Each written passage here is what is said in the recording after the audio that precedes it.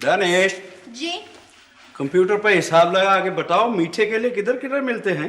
चाली मामू, पाकिस्तान के सारे केले मीठे होते हैं। तो ये क्यों फीके हैं? पता नहीं। चाली मामू, तुम्हें देखकर फीका हो गया होगा।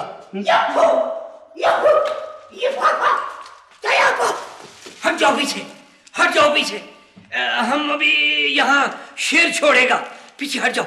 चलो, चलो।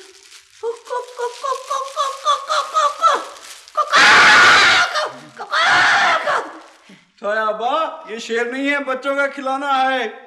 भाई वो देखो चाली मामू, गर्मी में तो फिर ऐसा ही हो जाएगा ना शेर। वैसे भी दुकानदार ने, मैं अभी जाकर उससे बात करूंगा, ये कैसा शेर दे दिया।